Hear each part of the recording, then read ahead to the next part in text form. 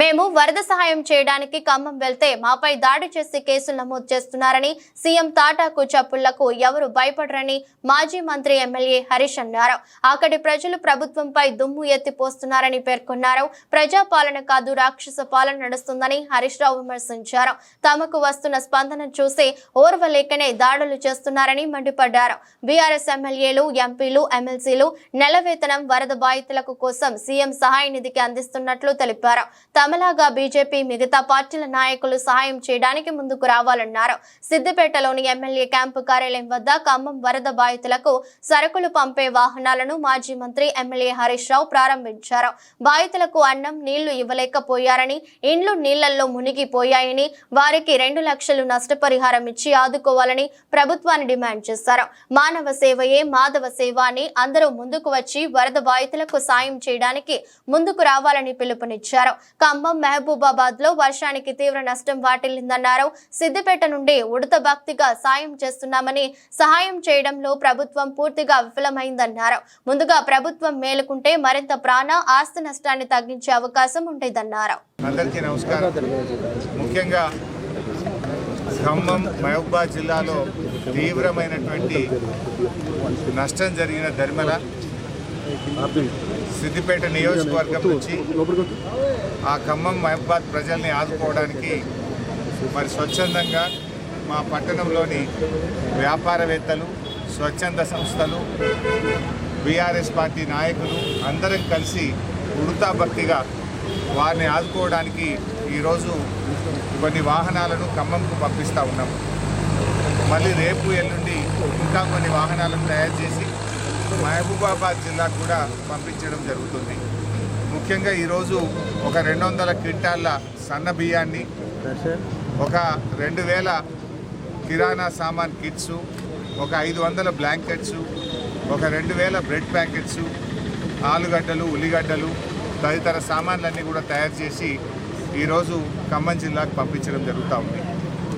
ఈ విధంగా అందరూ కూడా ముందుకు రావాలని పిలుపునిస్తూ ఉన్నారు. మానవ సేవయే మాధవ సేవ. కష్టాల్లో ఉన్న వాళ్ళని ఆదుకోవాల్సిన బాధ్యత సమాజంలో ప్రతి ఒక్కరి మీద కూడా ఉంటుంది.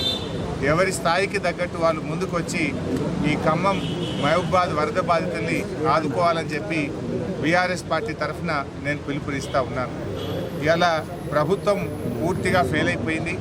వాస్తవానికి ప్రభుత్వం కొద్దిగా ముందస్తు జాగ్రత్తలు తీసుకుంటే ప్రాణ నష్టాన్ని, ఆస్తి నష్టాన్ని మరి నివారించే అవకాశం ఉండే. కానీ ప్రభుత్వం నిద్రపోవడం వల్ల, మేలుకోకపోవడం వల్ల ఇలా తీవ్రమైనటువంటి నష్టం జరిగింది. సరే, వారి కష్టాలను మేము పూర్తిగా తీర్చలేకపోయినా ఒక సామాజిక బాధ్యతగా బీఆర్ఎస్ పార్టీ తరఫున ఈరోజు ఈ కిట్స్ అన్నీ కూడా మేము ఖమ్మం పంపిస్తూ ఉన్నాం. 2-3 రోజుల్లో మహబూబాబాద్ కూడా మరిన్ని కిట్స్ కూడా పంపిస్తాం. ఇప్పటికే కేసీఆర్ గారి పిలుపు మేరకు బీఆర్ఎస్ పార్టీ ఎమ్మెల్యేలు, ఎంపీలు, ఎమ్మెల్సీలు మేమందరం కూడా 1 నెల జీతాన్ని ముఖ్యమంత్రి సహాయ నిధికి ఇవ్వాలని చెప్పి కూడా మేము నిర్ణయం తీసుకున్నాం. మరి మాలాగా కాంగ్రెస్ కానీ, బీజేపీ కానీ, ఇతర రాజకీయ పార్టీల ఎమ్మెల్యేలు, ఎంపీలు, ఎమ్మెల్సీలు కూడా ముందుకు వచ్చి మరి వారు కూడా ముందుకు రావాలని చెప్పి కూడా నేను ఈ సందర్భంగా కోరుతా ఉన్నాం. మరి అదేవిధంగా ఈరోజు ముఖ్యంగా ఒకటే ఆలోచన చేయాలి. ఇవాళ ప్రభుత్వం, ముఖ్యమంత్రి గారు మా మీద ఉల్టా కేసులు పెట్టిస్తున్నాడు. మేము వరద సాయం చేయడానికి ఖమ్మంకు వెళ్తే అక్కడ మా మీద ఉల్టా కేసులు పెట్టింది.